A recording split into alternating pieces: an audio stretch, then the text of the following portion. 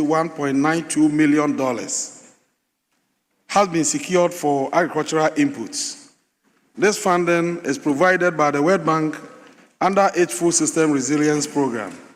Mr. Speaker, the breakdown of the fund usage, which was used exclusively to procure vital agricultural inputs, fertilizer and seeds for farmers in the drought-affected regions in Ghana, including northern regions, is as follows. Fertilizer, NPK, urea, 117,188 metric tons at a cost of $75 million. Seeds, rice and maize, 3,266.5 metric tons at a cost of $6.9 million, totaling $81.9 million, indicating 100% utilization of the amount. Thank you. Any supplementary question? Speaker, not really. Thank you so much. Yes. Honorable Jerry Ahmed. Speaker, thank you very much for the opportunity. Mr. Speaker, I want to ask the respected Agric Minister, with all this expenditure, is he able to assure us that drought in the northern part of Ghana is going to reduce drastically? Yes, Honorable Minister. Mr. Speaker, this expenditure was incurred before we assumed office on 7 January 2025.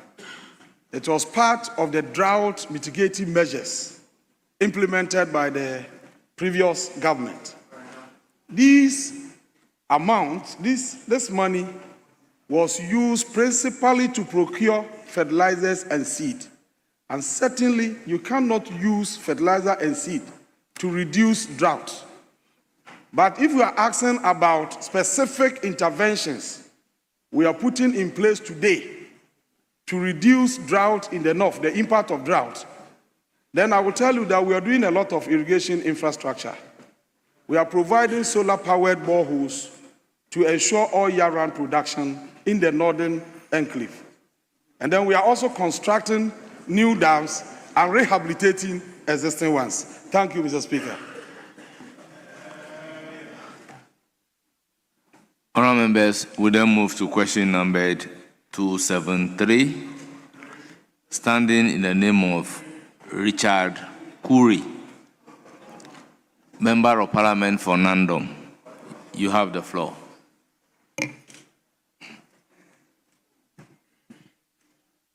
Mr. Speaker,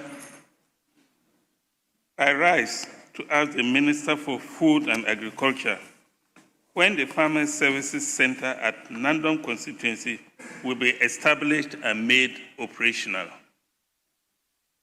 Yes, Honorable Minister. Mr. Speaker, I think this is the second time I'm answering this question. The last time the same question appeared and I came here to answer this question. But let me repeat the answer. It's the same thing.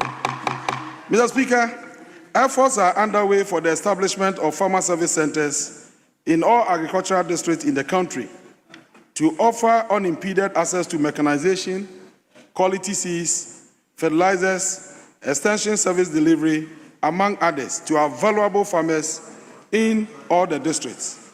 Mr. Speaker, the ministry is aware that Nandom constituency is an agricultural district and will certainly benefit from this facility.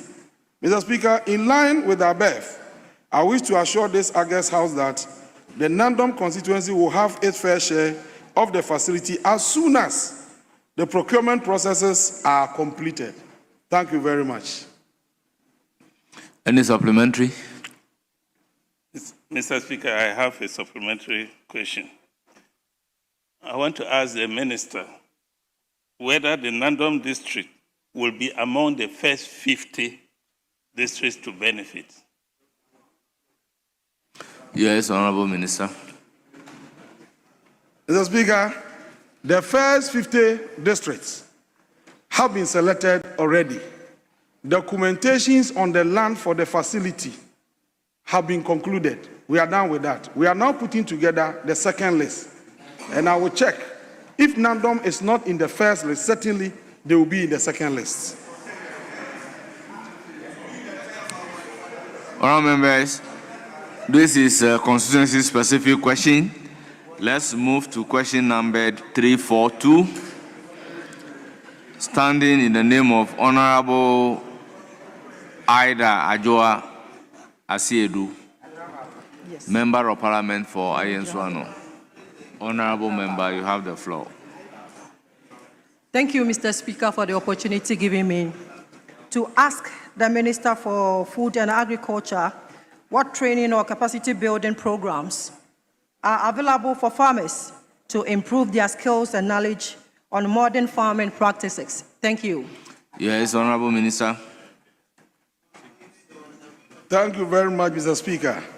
A variety of training and capacity building programs are programmed for farmers through the Directorate of Agric Extension and Agric Engineering Services Directorate of the Ministry, aimed at enhancing their skills and knowledge in modern farming practices. Mr. Speaker, some trainings are often delivered through farm and home visits, complemented by workshops with hands-on field practice to ensure practical learning and adoption of technologies.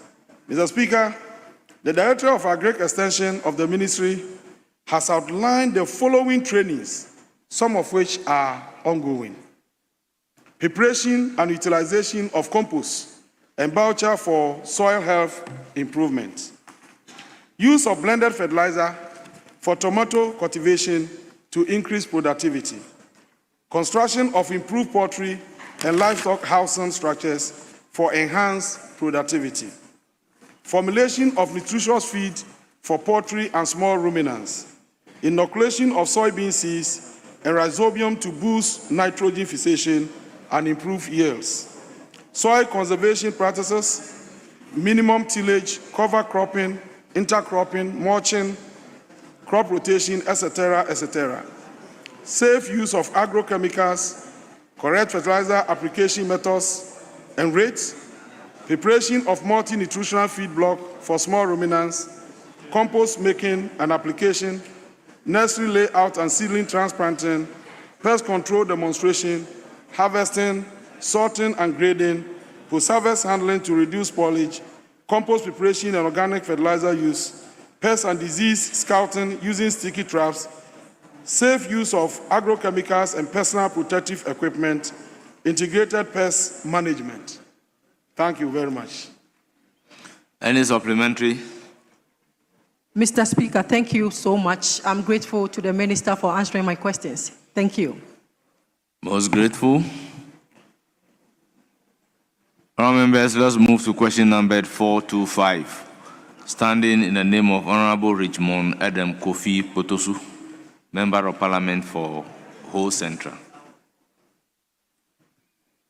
Mr. Speaker, I rise to ask the Minister for Food and Agriculture on the Ministry's projected number of months for food security in case of any global pandemic. Yes, Honorable Minister.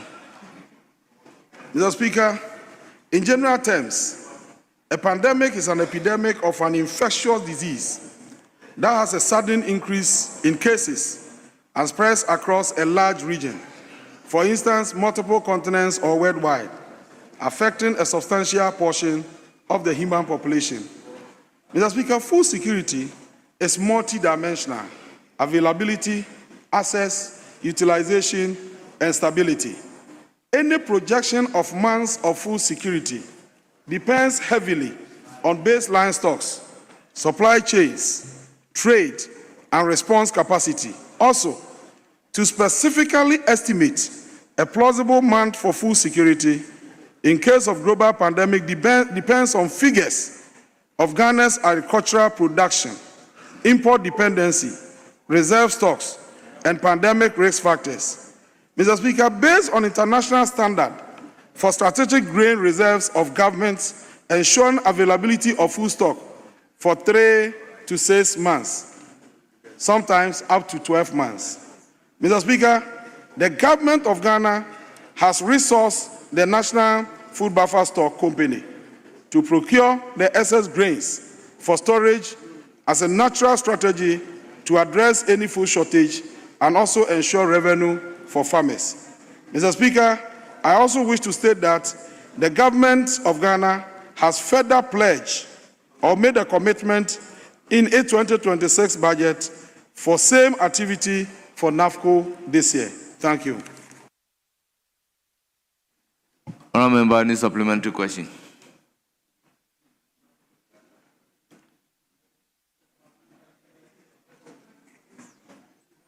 Thank you, Mr. Speaker, for this opportunity. I'm grateful the minister has spoken to my question.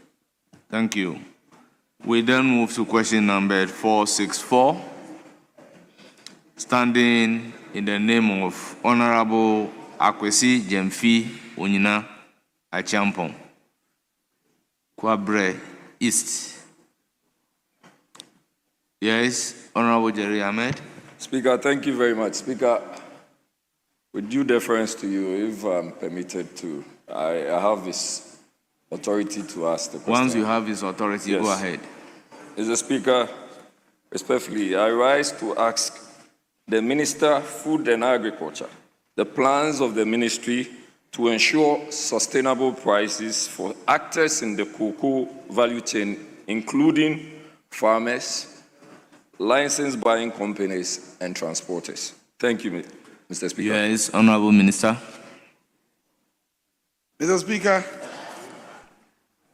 the last time I appeared here, a question on cocoa was posed to me.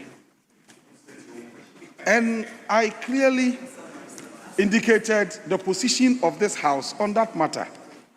Probably I may have to repeat it for the purpose of records and to also let our colleagues understand that cocoa or cocoa board is no longer under the Ministry of Food and Agriculture, in consonance with the law passed by this House.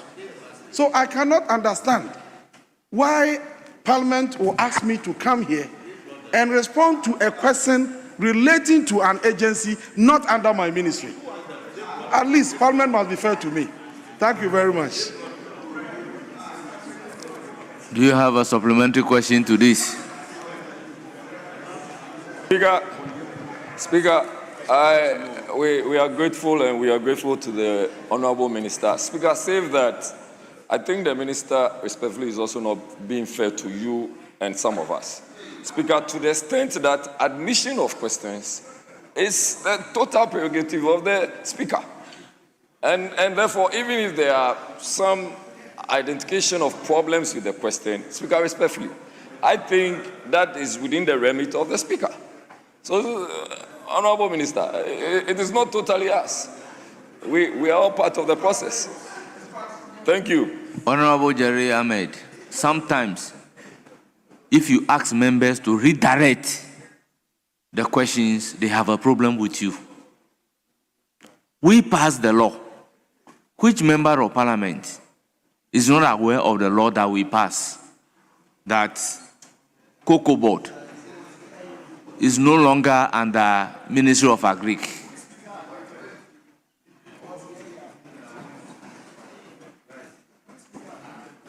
Yes. Mr. Speaker, thank you very much for your indulgence. Mr. Speaker, when a question is filed to a minister, the minister is given notice 14 clear days before he appears in this House to answer the question. In fact, it's the duty of the minister to indicate to the Clerk of Parliament that this question is not a question that is under me, so they do not schedule you to come and ask the question.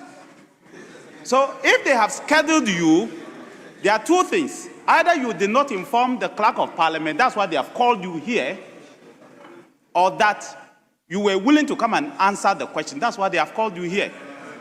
So that is the point, Mr. Speaker, that's the point that he's trying to make. Yes, Honourable member. I'm coming. Mr. Speaker, how for the admissibility of questions, if in your view feel that the question is a good question, you would administer it. Yes. Which you did. You admit the question, which you did. Yes. But it is the duty of the minister to inform the clerk of parliament that this is not a question I can answer because it's not under me. And so they do not schedule the person. That has always been the practice. And it's 14 clear days, Mr. Minister. Honorable Dominic Bingab Aduna Nitiwul.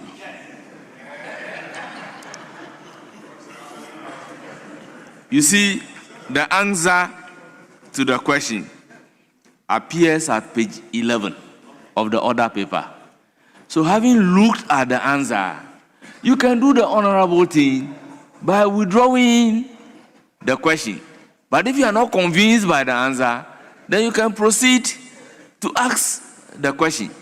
So the minister has brought his answer to Parliament, which constitutes notice to Parliament as well as the questioner.